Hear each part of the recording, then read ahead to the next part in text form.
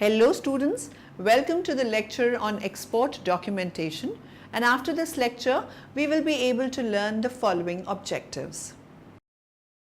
Understand the applicability of HRM model, discuss about various models, describe the HRM policies in various countries, understand the European model of HRM.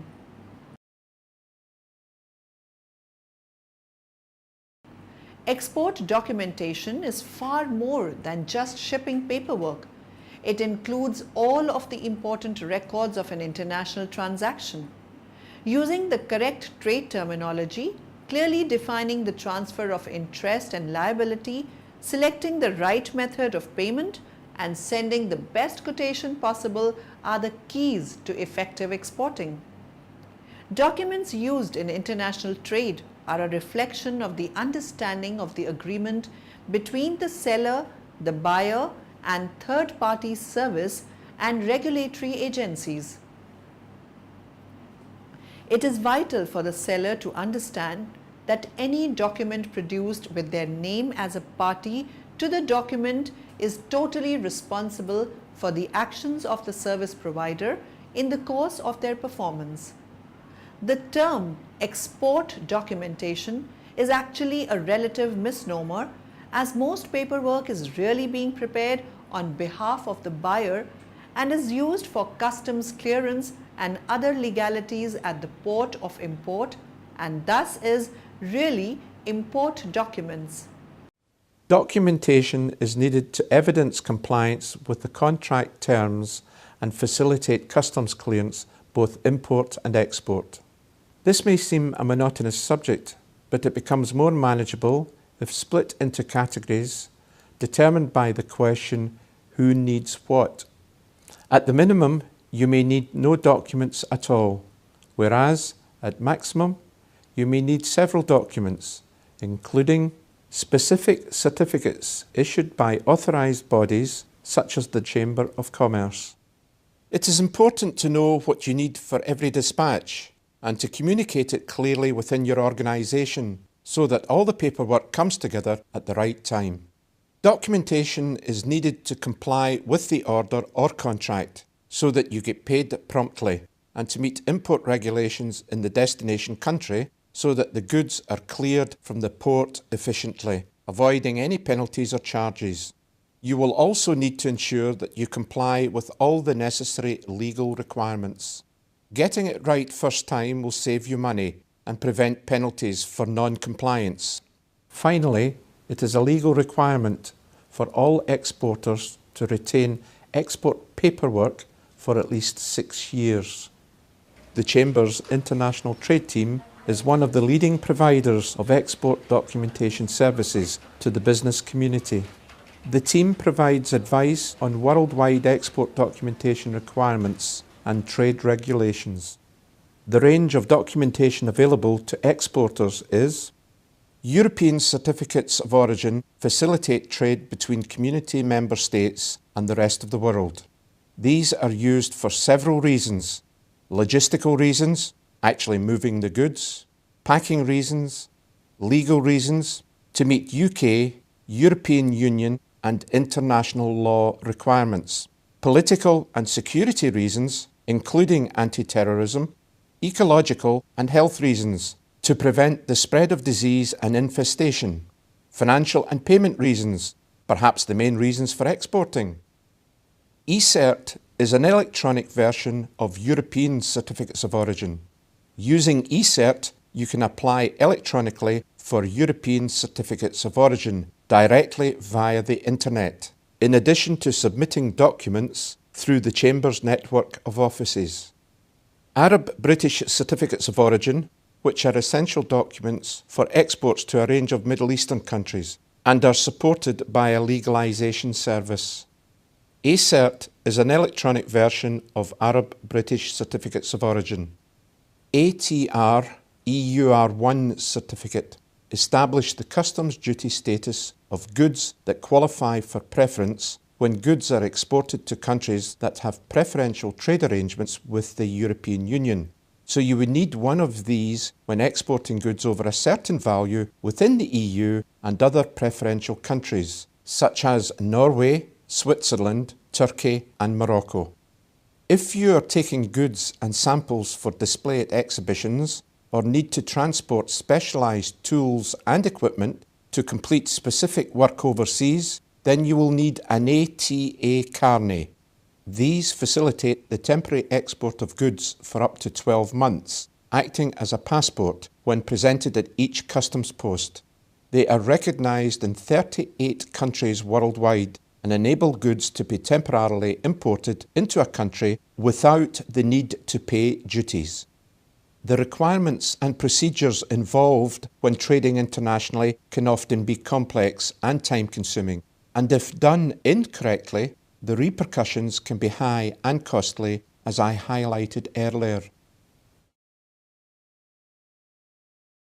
Understanding how to do things properly is important, and as such, training appropriate staff in documentation processes and other aspects of international trade is as essential as training people to operate a machine or a computer. The Chamber's network offer a range of export and import training courses to help you understand the requirements to enable your business to become efficient, effective, and most of all, profitable. In addition, we offer to take our courses out to clients where staff downtime and availability may be problematic.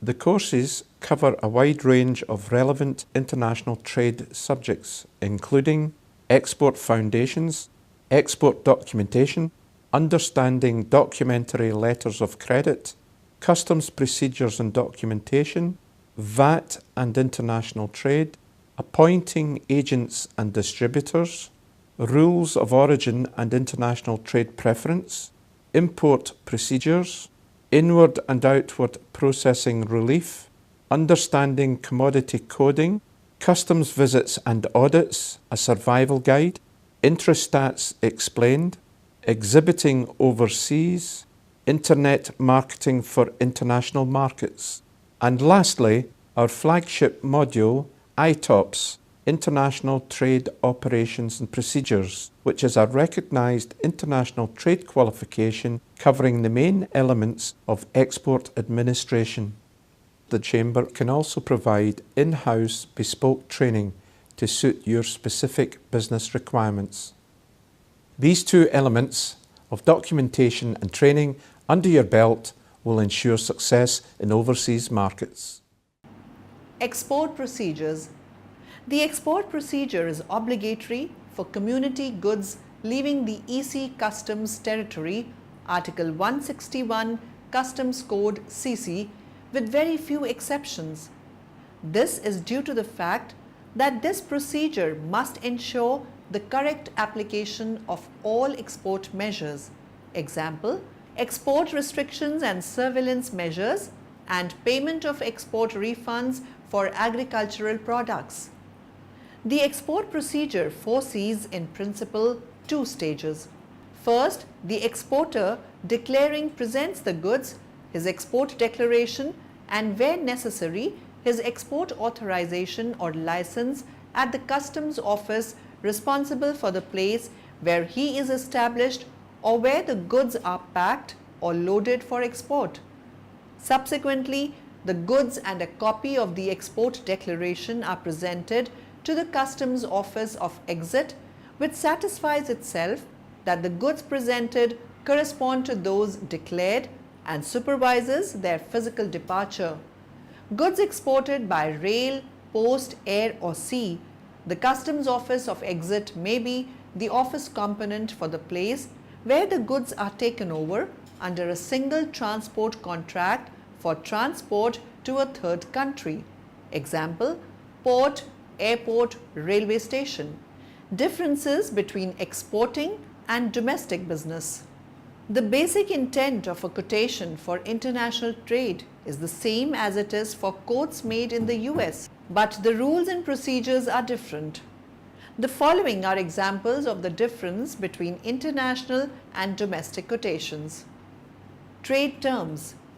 Domestic sales use trade terms such as FOB factory, as defined under the Uniform Commercial Code of the United States. One of the benefits of this trade term is that title of the goods passes to the buyer at our dock. When businesses engage in international trade, they cannot rely on the Uniform Commercial Code or domestic trade terms and should use the trade terms recognized by international traders, the Incoterms as described in Module 6. Methods of payment. Where open account or cash in advance are the primary ways businesses have of collecting domestic accounts receivable, they may not be as common in international trade. Equally as common in international trade are letters of credit and drafts. The document preparation and procedures on these consignment-controlled shipments require careful analysis and handling. Methods of packaging.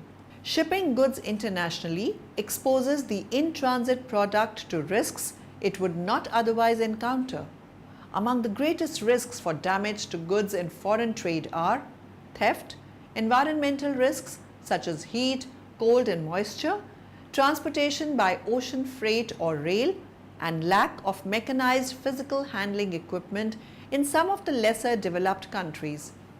There may be certain documentation required in international trade that would reflect the proper packaging, packing, handling and stowing of goods in order to satisfy the importer's requirements as well as their governments. Methods of shipment. Businesses normally ship goods by mail, truck or air freight to their customers in the United States.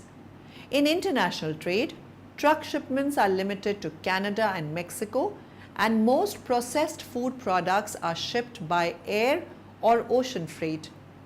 Air freight differs only in the bill of lading used. Meanwhile, ocean freight can include drayage to move ocean containers to your facility, railroads to get the cargo to the port of export, and another drayage trucking to export your products to the ocean carrier at the buyer. Because these modes of transportation differ a great deal, particularly in the area of carrier's liability, they need to be understood thoroughly before making a quotation. There are specific documents for international shipments that vary in detail, handling and distribution from the domestic equivalent. Insurance covering damage or loss.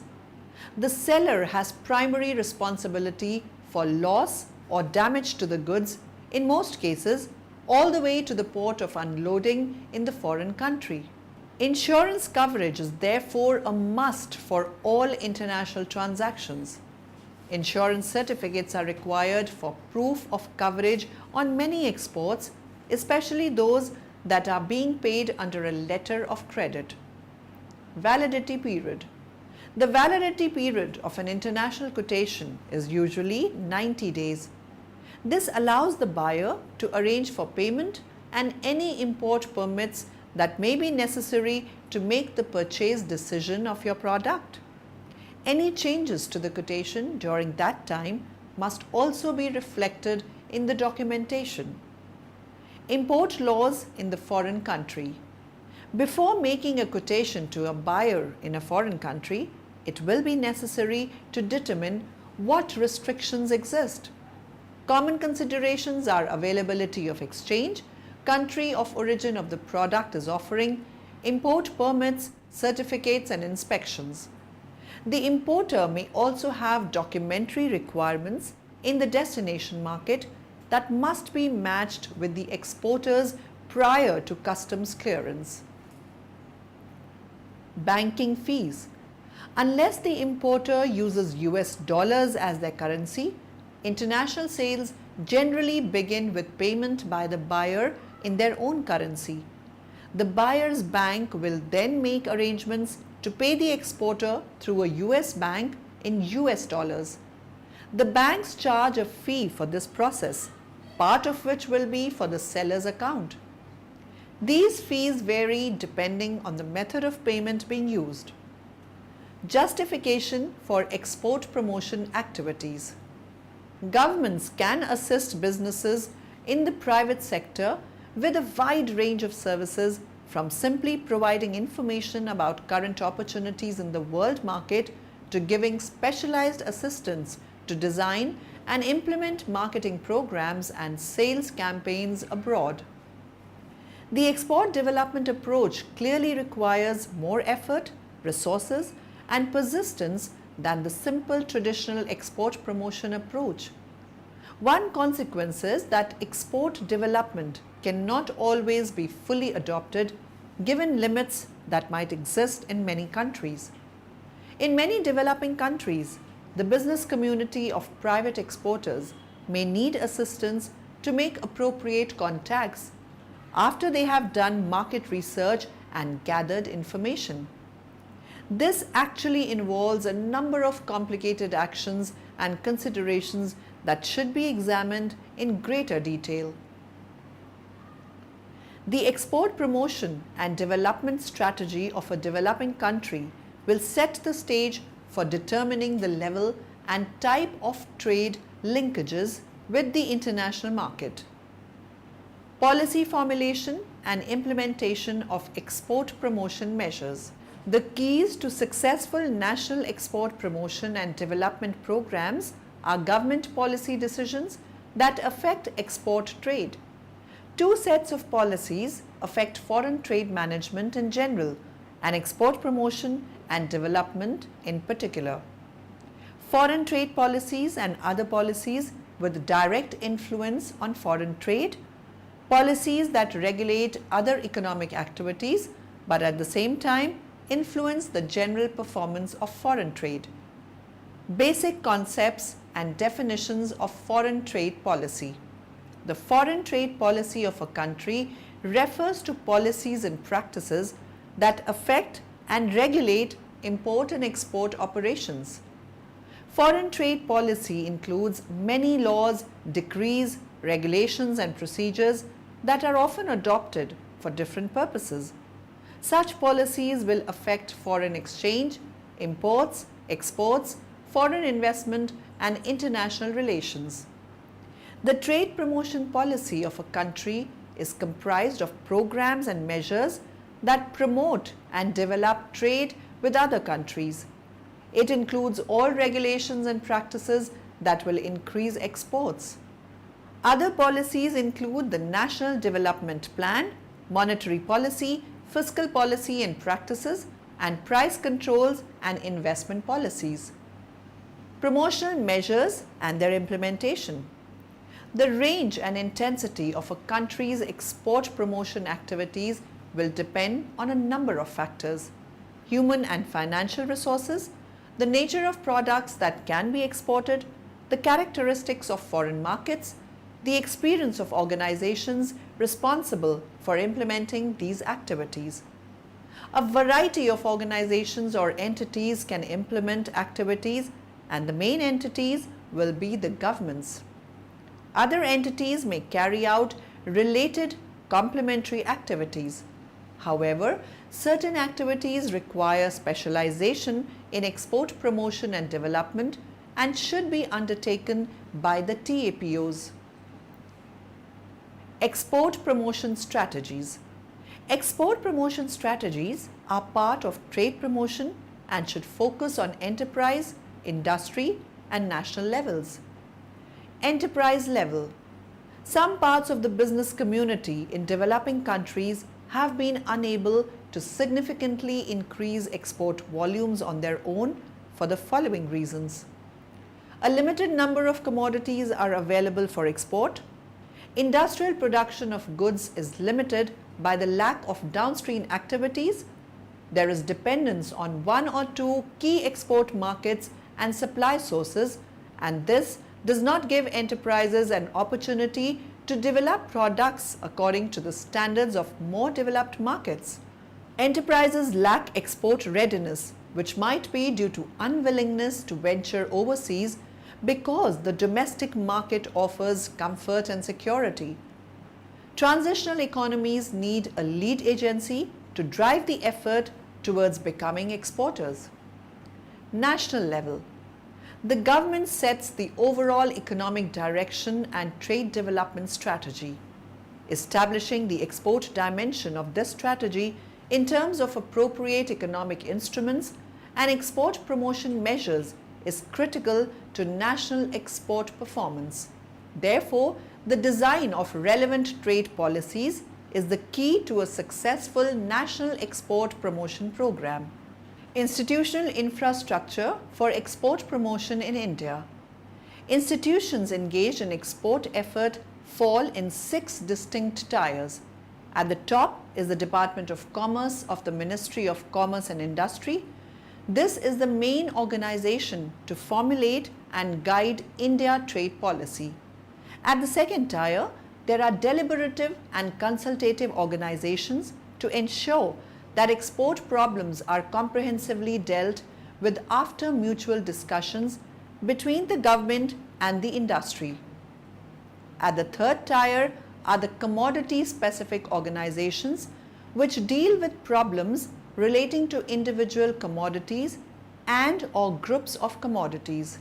The fourth tier consists of service institutions which facilitate and assist the exporters to expand their operations and reach out more effectively to the world markets. The fifth tier consists of government trading organizations specifically set up to handle export-import of specified commodities and to supplement the efforts of the private enterprise in the field of export promotion and import management. Agencies for export promotion at the state level constitute the sixth tier. The Export Industries Division is responsible for development and regulation of rubber, tobacco and cardamom. The division is also responsible for handling export promotion activities relating to textiles, woolens, handlooms, ready-made garments, silk and cellulose fibers, jute and jute products, handicrafts, coir and coir products. I'm Rajiv Jain, Vice Chairman, Gems and Jewellery Export Promotion Council of India. Actually, there is quite a relevance of these trade shows and B2C exhibitions in India now. Earlier, consumer used to buy jewellery just to buy wealth or keep it in his possessions for any bad times. But things are changing now since the economy is growing. People want to enjoy fashion, they want to pay for creativity, and that is the reason why there is a relevance of these kind of exhibitions now, because this is the platform where the producer comes and displays what he has to offer. And the consumer or the traders, because there are two kinds of shows which are going on in India. One which Council organizes in Bombay, which is a B2B show, where the manufacturer displays for the wholesalers and the retailers.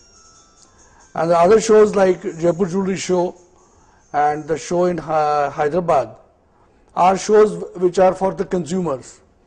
And under one roof they get to see what are the new trends, what are the new designs, and what the producer has to offer. And I'm happy that I'm in Hyderabad to witness promotion of the Hyderabad show, which is going to take place in November. And Jaipur Jewelry Show, the co-partner in their endeavor, is helping them, and I'm sure this show will